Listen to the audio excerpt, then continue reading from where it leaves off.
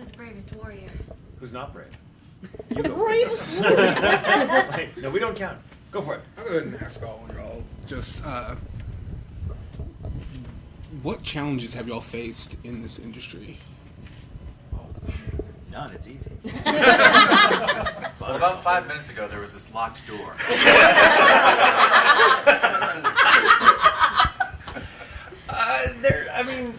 There's all kinds of challenges. I think the biggest challenge for me personally, and I know I'm not unique in this, is when you kind of enter into the acting lifestyle, and that's any kind of acting, any creative lifestyle where that's how you primarily support yourself. It's your relationship to time completely changes because it's not a 9-to-5 job. It's not, you don't wake up every morning going, okay, I have to go here, and then I have lunch break, and then I come home, and then it gets, it's your week kind of morphs around you as you wake up every day. An agent calls and says, hey, can you be here? Or maybe they don't, and you're, oh, cool, I guess I'm going to go to the dog park today. So that's weird, and it's the biggest challenge people don't think about is when you have other people in your life, friends, family, loved ones who have 9-to-5 jobs, it's hard for them to square your weird, chaotic schedule with, their relatively stable one, and that it can cost a lot in terms of strained relations, because people are like, why can't you show up to this thing? Because I know I made plans, but then I got this gig and I couldn't turn it down, and so things like that. That's the hardest part. So to pursue the work, you have to kind of, sometimes your personal life has to suffer a little bit. I would say in regards to that, just relationships in general for actors are tough anyway, because you have to basically, when you enter a relationship with your significant other, you have to be like, hey, so I might get a role where I have to make out with somebody. Are you okay with that? Yeah, and so anytime, because I was dating a guy who had a 9-to-5 job once, and I was in a show. So we had no time together because, he got off of work at 6 and my call was at 7. So there was no seeing each other while that show was running. So it definitely puts a strain on relationships, but in general, I feel like that's one of the most difficult things to do, as well as the fact that we face constant rejection every day. Oh, the job is like 85% rejection. Right. If you're lucky, it's 85%. Right? Yeah. It's more like 95. Love that shiny. Yeah. I'd say inconsistency and appearances. I've recently lost a lot of weight over the last year, and when I was heavier set, I noticed I wasn't getting much work. And that didn't bother me because I got to spend a lot more time with my family and such and focus on my day job. But since then, my life has been picking up, which I'm very thankful for. But it also comes in the territory of inconsistency working, that I had a 9-to-5 job, so they wouldn't let me leave quite frequently, and I had to cancel a lot of gigs, so that was unfortunate. But I am happy where I am at now, so Hakuna Matata. Challenges, yeah, I would echo a lot of the sentiments there about, especially about rejection and difficulty with schedules, things like that. I would also add that if you have certain goals in this industry, like certain things you want to hit or certain achievements that you want to get to, you have to be very realistic about what that's going to entail, because this is, voice acting specifically is perhaps one of the most competitive fields you can try to enter into. It's like if you want to be an actor, you go to medical school, and the analogy is you would get like a general practitioner degree, right? Well, and then going into voice acting is kind of like you're going to go be a cardiologist or something. So like only the ones that can really use their voice to emote and create a character without using their bodies at all, right? So it's sort of its own specialized little niche, and it's grown so much just in the last decade or so, and lots of people want to do it because it's fun and it's great and it's awesome. But that means that you are competing with some of the best people out there, and so that's exciting because it's cool to rise to that challenge, but it's also like it's a level of competition you just have to be ready for it, so yeah. I also feel like voice acting evolves in general. Oh yeah, Because staying on top of the changes and what's expected. You notice it in film particularly, but the acting style that was in the 50s is no longer relevant today. So you also have to keep updating how you act. True. Right. Just the fun part. Study. Yes. Take workshops and listen to other actors and get together. Yeah. Organize. Try to grow. Right. Yeah. I understand that with acting and with all the stresses that come with it, obviously you get very stressed, you get very burnt out. What's something that you do to kind of like recharge your batteries so that you're fresh and ready for the next role that comes your way? It depends on the nature of the burnout. Sometimes I get very specifically burned out on a character, like it's a really, like Okabe, for example, from Steins Gate is really emotionally draining, and so I have to just go and like eat a lot of ice cream and snuggle with my dog, not deal with people for 24 or 48 hours, you know. Sometimes a nice little trip is good. It just depends what I have the freedom to do. Because it's acting, you know, I have certain things that if the stress comes from just being too close to a character and needing a break from that mindset for a little while, I've developed techniques of just like, okay, well then this is what, like almost symbolic rituals that I will do to be like, okay, Okabe, you're staying here now. Like you know, be gone. It's like an exorcism. I burn sage and, you know, go through the house with salt and, you know, kind of thing. But mostly it's just kind of, I have a lot of, I'm very lucky to have friends that are very close to me and that are also actors, and so they understand that mindset, so we can get together and kind of decompress and talk it out together.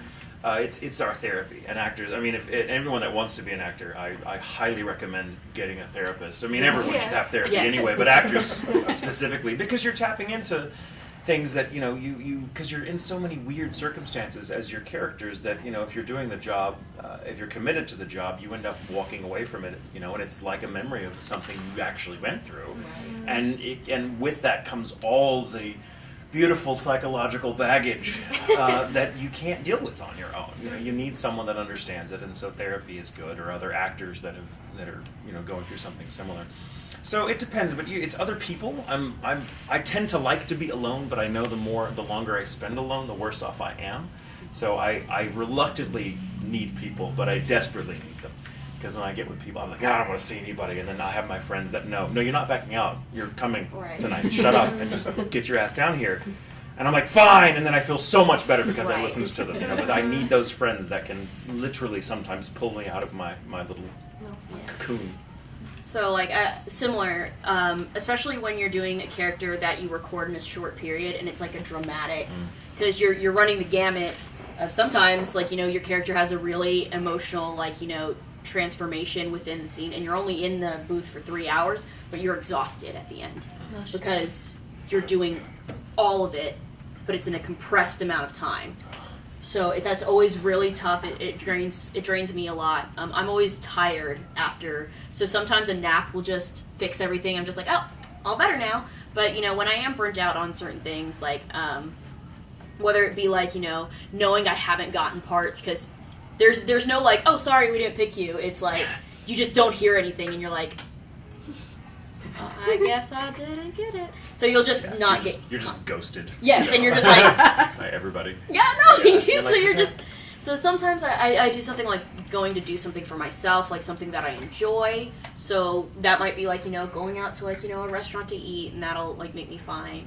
But sometimes when I need the people, I don't necessarily need like the talking. I can be like, hey, can you just come over and sit there, and I'll sit here, and we'll.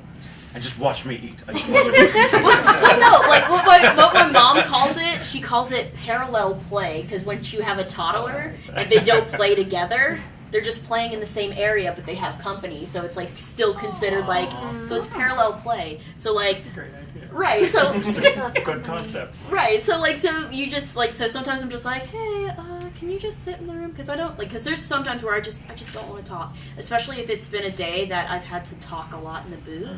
Like when it's really line heavy, like your voice is tired. It's really tired, and depending on how many hours you were in there, like sometimes you can't work the next day, and like sometimes you just it's not ready for that. So just, you know, being quiet with somebody else, and then reading books, because I love escaping into books, novels, you know, watching a good play. That's a big thing for me, because watching somebody else experience emotions is just like therapeutic for me. But therapy, yes. Yeah, if you're an actor, go to therapy. It's important. For my self-care, whenever I'm burned out, I usually turn to yoga and meditation. I've been really into that recently. Headspace is a really great app I've downloaded. It's one of the best, I feel. But if I've ever had like a really stressful day, I always try to tend to treat myself, and I always go for my favorite dessert, and I'm like, I've earned this because I've burned so many calories in that booth crying. Yes. And this is all for me. But I have no regrets. But in the end, self-care is really important after any type of session, especially if it's psychologically stressful, and you have to take care of yourself in the end of the day. But those are my recommendations. I am an only child, and so I spent a lot of time alone as a kid talking to myself and doing voices and stuff like that. And so I, even still today, if I get stressed out or if I get too, tired by extrovert stuff, I just have to be alone. I just have to be alone, and I'll do either some meditation or I'll listen to music, read by myself, just so that I'm alone. If I can even just get like 30 or 40 minutes of just staring at a wall, It's peaceful. and just push my thoughts away and just kind of meditate, it makes a huge difference. I try to meditate every day for at least 30 minutes, and that helps a lot. Yeah. Oh, here's a weird thing. I also do like anything that's like repetitive, like folding clothes or something. Not that I like folding clothes. It's just something that I know it's like you can do it mindlessly. Like anything that has like that kind of like it's a decompressing state. Yeah. Just have to kind of sort of power down for a little while and then reboot, and then you're fresh. But It's like a cell phone. yeah. Like when you're running your computer too long, and you have to reboot it. It's a little Right. too hot, and you're like, oh no. Updates are needed. Sometimes we wait it too long, and we're like, oh yeah, okay. Would you like to yeah. restart now? No. No. I didn't Remind say me again tomorrow, and then I'll remind you to remind me again the next day.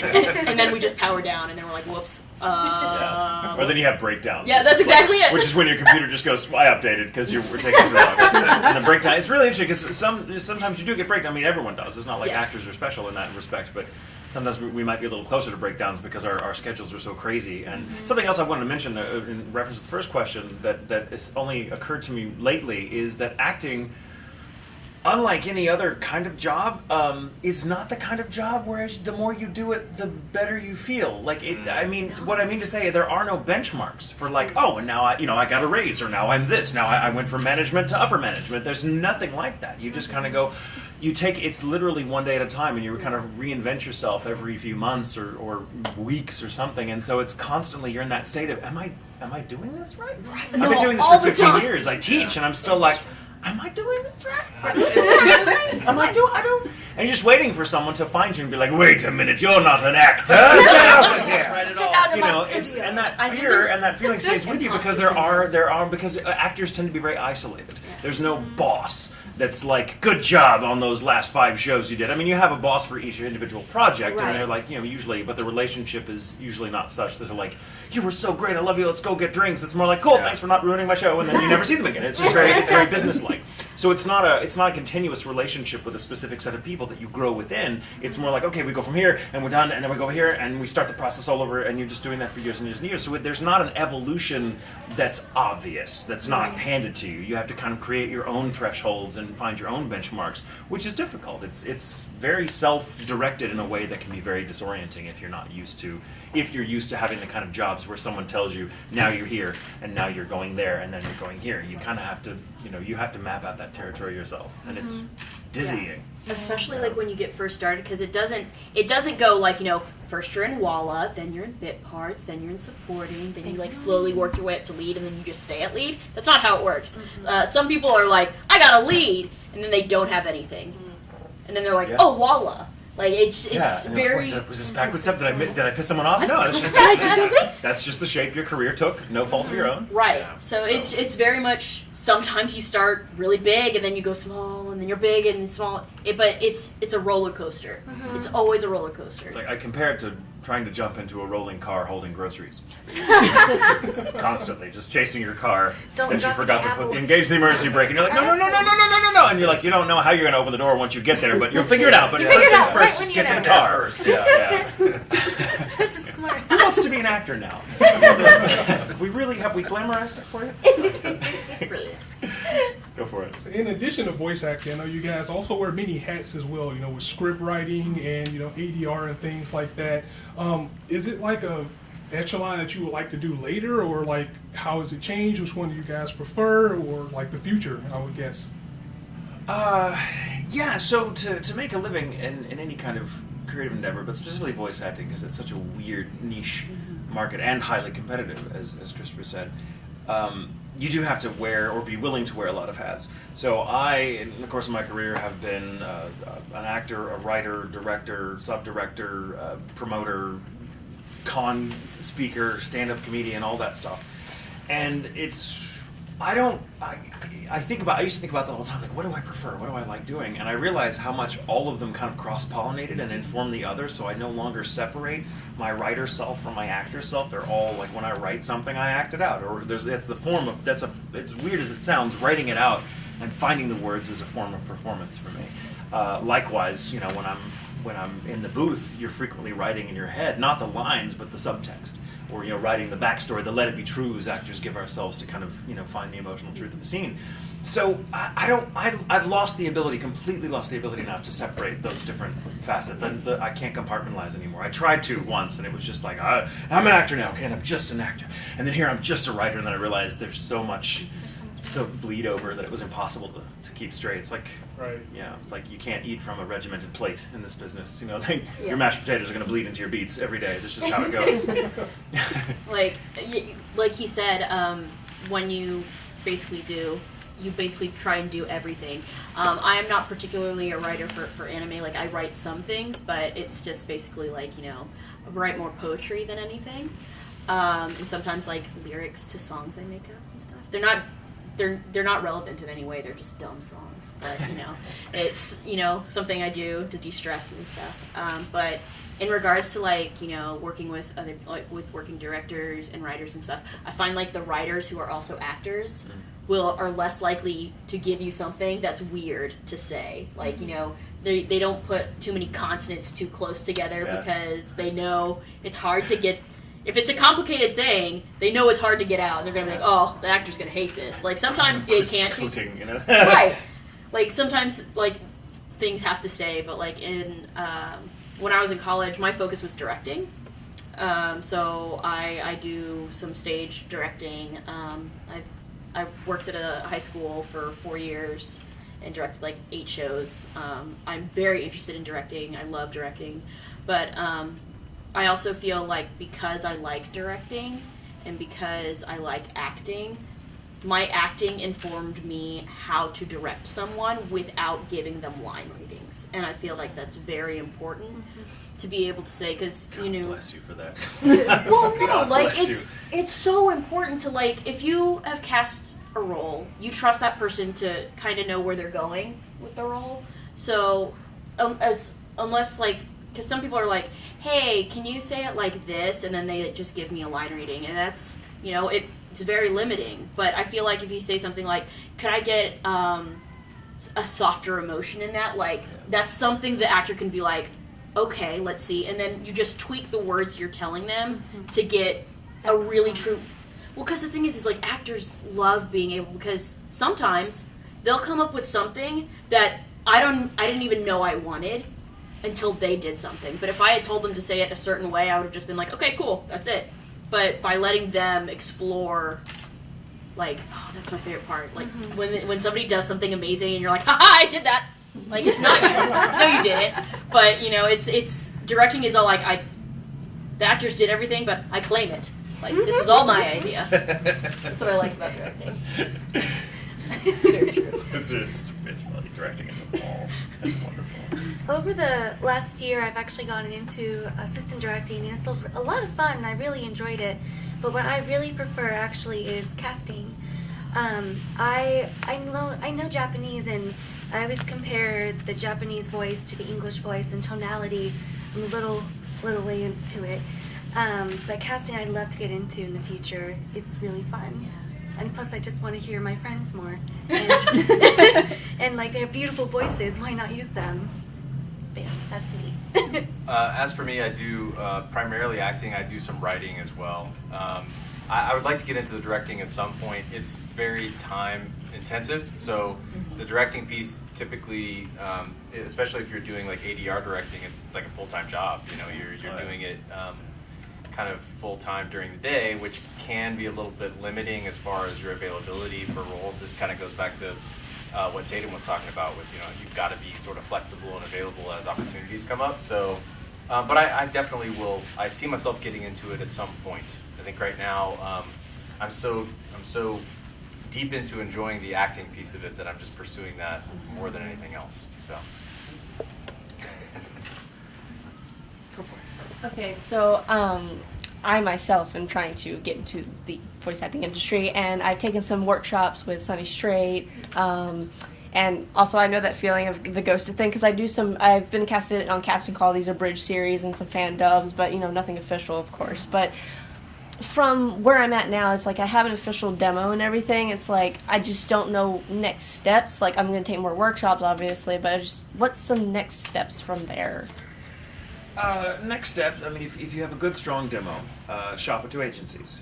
There are a lot of agencies in the area, and some of them are quite good, and these are people that, if you've never done it before, what an agent does can seem kind of weird, like, why don't I just do that for myself kind of thing, because I tried that for a long time, and then when I finally got an agent, I was like, oh my god, I was doing so much more work than I had to, trying to find, and it just opened the doors to all these contacts and stuff, and that's an agent's job, is to come to know you and what you can do and be like, I think you're a good fit for this client over here that's looking for this, so we want you to audition here. And that's half the battle, is the business side of it. So, and that's something I really stress actors learn. I mean, we're actors, we're creative people, we don't like business or math or, I mean, that's why we want to be actors. Like, we could play a businessman, absolutely, but so but we're not interested in that. And the sad reality is that if you don't look into because this is such a self-directed career, for everyone who's in it, like you have to know the business side and learn it, or that there are unscrupulous studios and agents out there that are more than happy to fill that vacuum of knowledge with their own interests. So you have to learn how to protect yourself and who to go to and who to trust and who to network with. We talked a little bit about networking in our last panel of build a support group, because actors need each other and they have to organize to help each other out. We get together and we talk about, have you been to that con? Oh yeah, it's a great con, go to that con, don't go to that con. Or avoid this studio, that studio. You need to know that, but next steps are shop around to an agent. If after 6 months, and it can take a while for an agent to bite, if after 6 months you're not getting anything, do another demo reel. Then it's time to change your demo reel. Keep updating it. I mean, even those of us that are established, try to update our demo reel every couple of years, just so the agent has something that's reflective of, your current, not just your current voice, because your voice will constantly change, especially the more you use it. But as Meg was saying earlier, the style of what's acceptable, what's wanted, changes. So if you notice, pay attention to what's out there. Listen to the radio and be like, oh, okay, I'm hearing a lot of this type of read, this type of voice. Make sure that that's reflective in what you put on your demo reel. So you're like, oh, I can do that too. So be aware. So next steps for you, continue taking workshops. And do that for the rest of your life. Yeah. Right. Because there's no point where I have arrived. I no longer have to work. I have mastered acting. No, you have to continue taking workshops, but that's how you meet and network people and get with them. And if it gets to a point where the work just isn't happening, and it may not, even if you do everything right, if the work's not happening, get with people that you know and create something and put it out there. I know that sounds like a cop-out, but not enough of it is done. A problem, I shouldn't say problem, something I've noticed for years is actors tend to have, how do I say this nicely? Our dreams of success tend to be very cliched. We want to oh cool, that's great, but I want to go to LA and hit it big in Hollywood. And that's great and all, but it's nowadays that dream it's kind of one of those things where, like, why not stay where you are and encourage the talent pool that's there. There's just as much talent in Dallas as there is any other city. Why not get people together and make your own stuff? And actors are sometimes really weird about making their own stuff. They don't feel validated unless someone comes to them and says, I want you in this. And if you're looking for that kind of validation, it's a trap.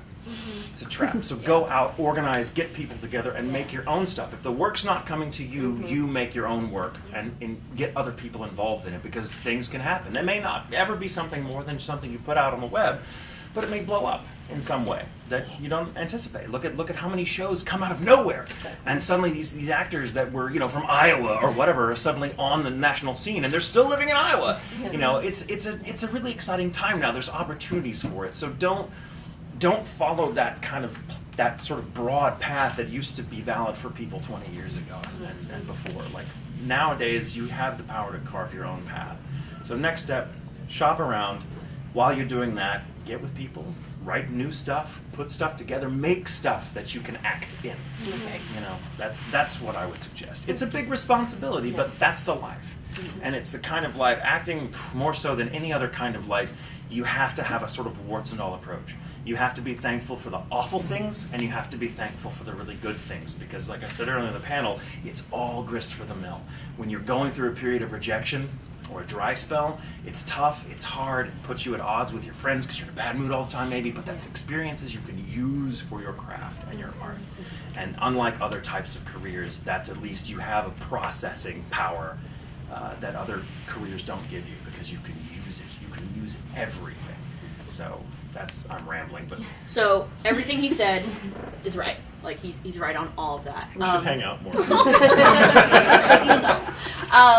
But I would say an important thing to note, like, what is your demo specifically of? If it's geared straight towards character, I recommend also doing a commercial reel, because honestly, the voiceover situation in anime is not as profitable as commercial, and you're going to get more out of commercial financially.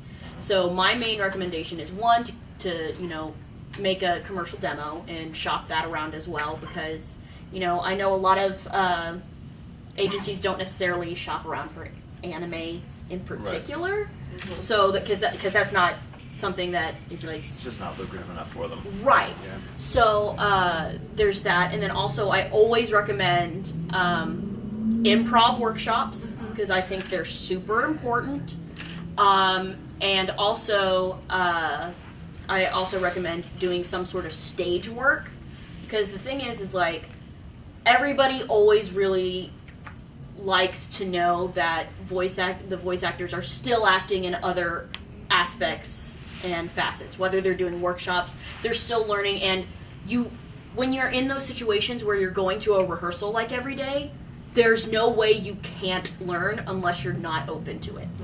You're always learning new things, and like the biggest thing as an actor that you learn is steal.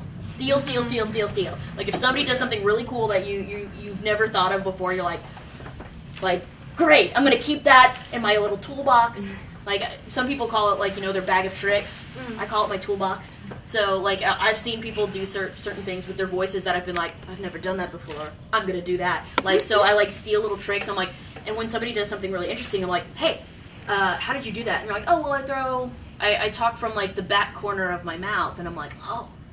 Done. Like you just take all of that in. You just absorb it like a the old sponge. phrase that Stravinsky used to use. He was like, "Artists borrow, great artists steal." It's very true. Like you just take it and make it your own. It's how you find your own voice. Is trying to do what other people are doing, because it's not going to come out the same as theirs. But you're going to find a new voice that you couldn't do before if you try to imitate someone else. So definitely, in regards to getting into the voiceover world, it's very difficult. Yeah. But I would say to expand your chances, work in other avenues.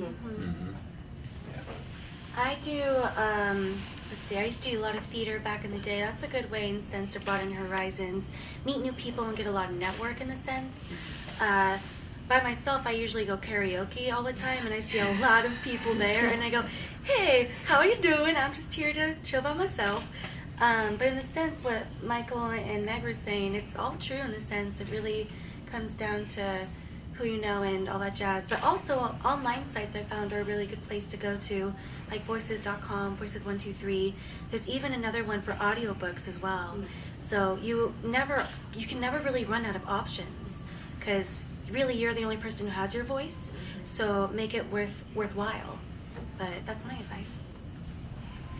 Yeah, I mean, for me, I've always tried to treat acting just like it was any other job. So from that perspective, I mean, it's something I'm very passionate about, and it's something I want to pursue, with all my heart and with all my, with all the things I love about it. Because there's a lot of things to love about it, but it's a job.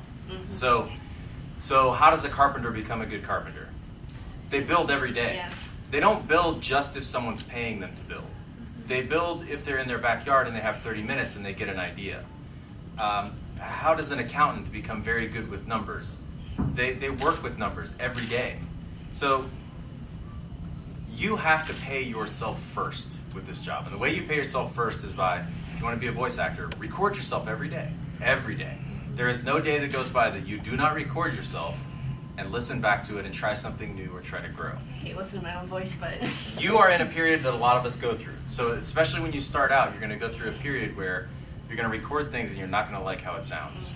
Everybody goes through that. But you got to get through it. And I would say, so forget about getting jobs even.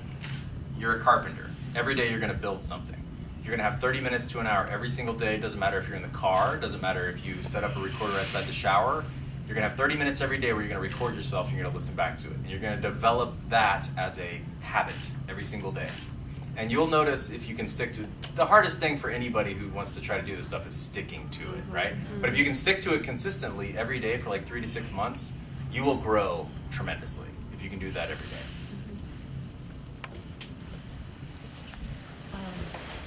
Whenever you're all in between jobs, do you all have to find like creative side jobs or hobbies in order to supplement income? Like, for example, there's a former actress I know who used to have to do calligraphy in between jobs. So do y'all have anything like that?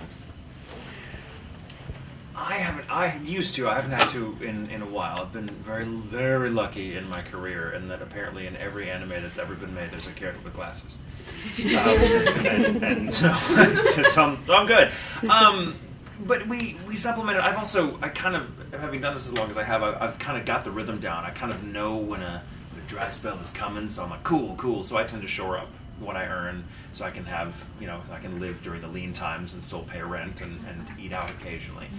And then occasionally, if I play the con circuit, do all sorts of things. It used to be. When I first started out, I had a 9-to-5 job for about 3 years before I decided to say, no, I'm going to pursue the acting full time. I only did acting on the side. And I've been very lucky, and that was about 12 years ago. And since I started acting full time, I haven't really had a major dry spell. But that's not to say it's not going to come. I mean, it always happens. At some point, I'm going to be like, unless they do like Oron High School nursing home. At some point, I'm going to be out of work. I pray. Yeah. So yeah, but in the meantime, I think I write a lot and I try to create other things and get actors together involved in stuff. I teach as often as I can. I want to ramp that up. So that's what I do. Is teaching, because I love teaching. I love just being.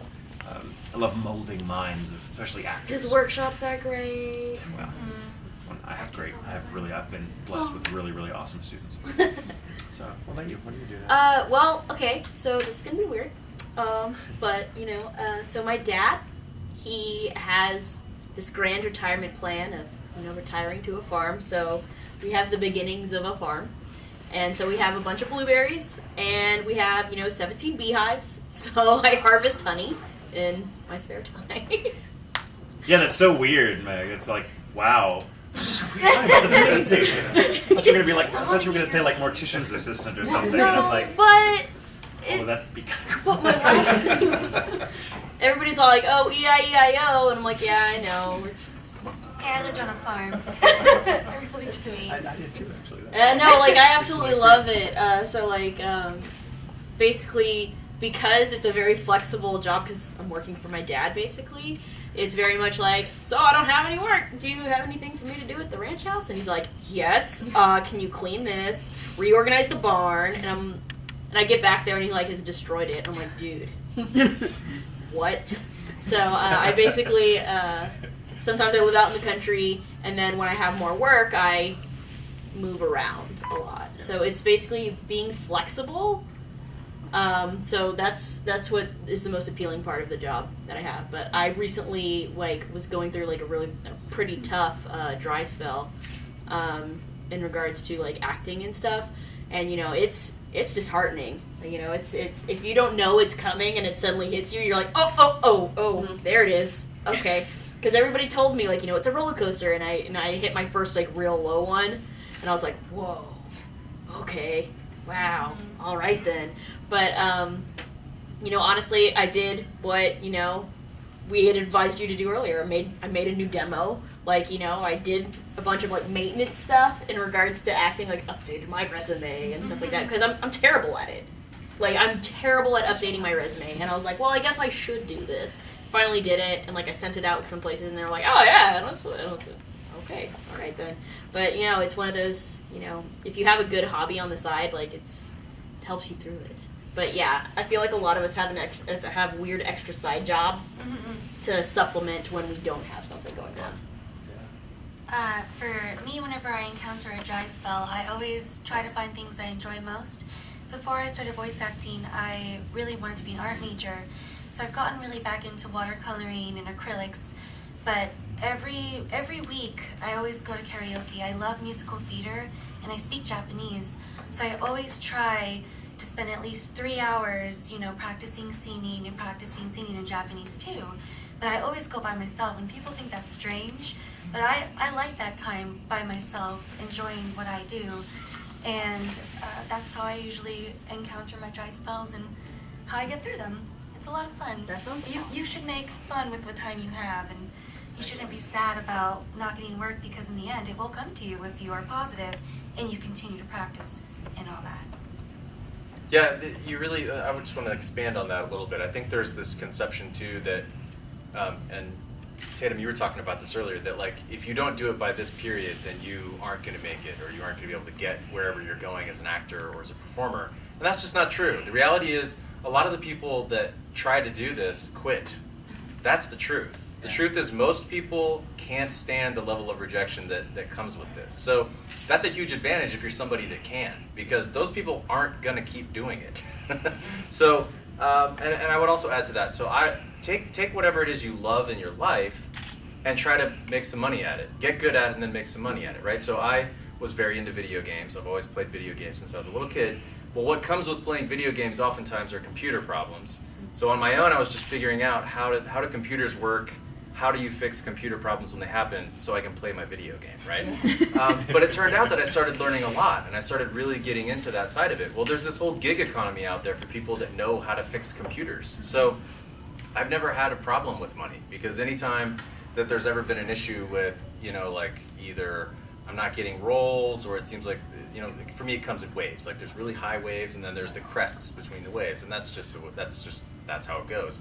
There's always computer work. There's always sort of contract stuff you can get. There's always that stuff out there. So, and that came out of a love of just playing video games. So, and then it also ties into sort of, you have to treat yourself like a small business owner as an actor, right? You are the business. And so you got to figure out social media. You got to figure out how does everything work online with promoting yourself. Especially if you're going to be going through online casting sites or things like that. You've got to figure all that stuff out. So it all kind of ties together. I would recommend to anybody who's just in high school or whatever, and they're interested in voice acting, figure out YouTube. I know YouTube is its own sort of mess to try to get into. And it's incredibly competitive as well. But you're going to learn so much from that. Even if you don't do anything with YouTube, you're going to learn so much from your experience of throwing yourself at YouTube that will apply to other areas that you can use, in other platforms and other places that you're not even thinking about right now because they haven't come out yet, right? But you're going to have that. Twitch is awesome. Yeah, Twitch, right? Twitch is awesome for that because you don't have to do the editing stuff, and I think that's the most scary thing about YouTube. Yeah, in there's general. the technical aspect to it. Yeah. So I would recommend anybody starting out right now, figure out how your computer works, and then you will never necessarily be in trouble for money, because if the time comes, you can take a 3-month contract fixing somebody else's computer and you'll be fine. Fix mine, please. I think we have time for one more question, and then we have to wrap it up. So. Actually, I have one. You mentioned social media, and with the emergence of social media and a lot of people wanting to know the faces behind these voices. I mean, I heard Peter Cullen for years, and then finally saw him, was like, who's this short cowboy? But with that, do you think there is a lot more of a popularity contest when it comes to getting roles and everything? It's are you out there? Are you popular with fans or whatever?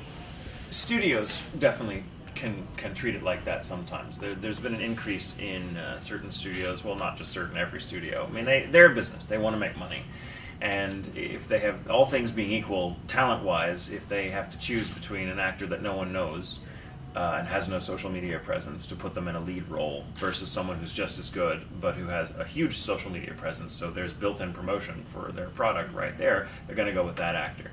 Now that's in all things being equal. Frequently you find that they don't even care if this person has acting experience or not. Like I know friends of mine out in LA that'll be like, yeah, we used to be in these shows, and now studios hire us to train the social media personalities.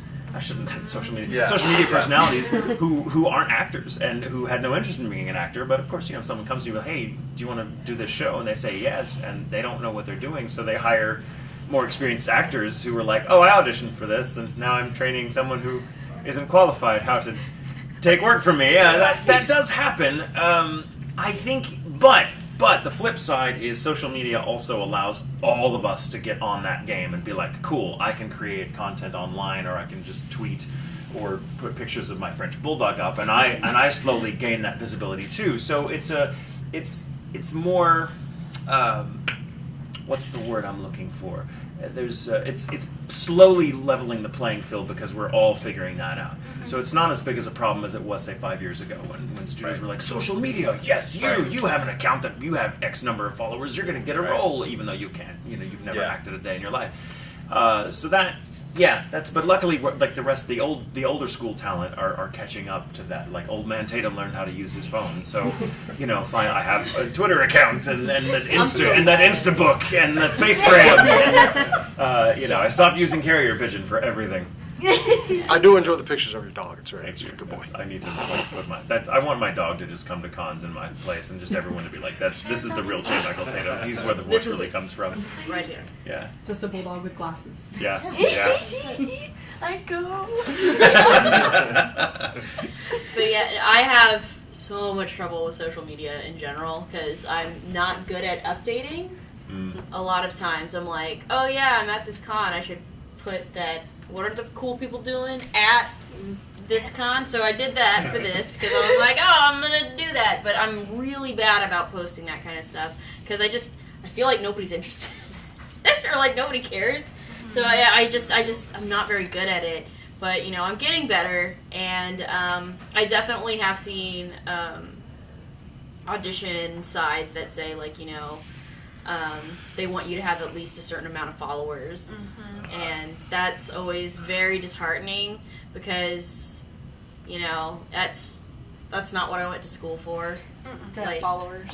Right, like I just want to be a successful actor. I don't need everybody to love me. I just want to get. Right. I just want to act.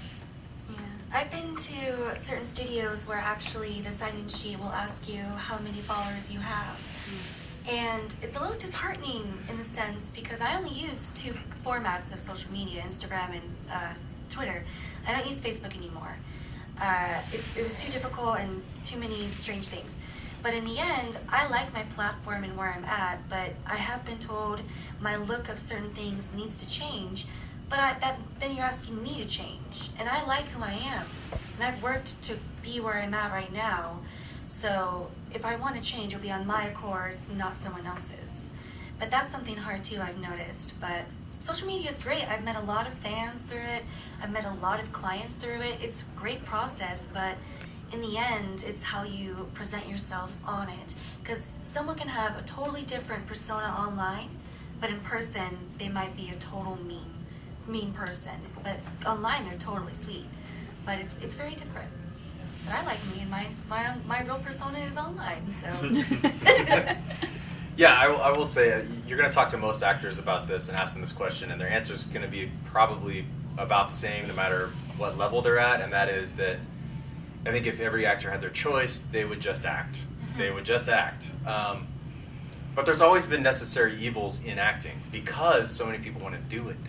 There's always been barriers of entry. There's always been thresholds throughout history with performing arts in general, not just acting, dancing, all kinds of performance. So I think it's interesting because in one way it democratizes things, but in another way, studios and producers can absolutely use it as a tool in a way that it probably shouldn't be used in let's call it nefarious ways.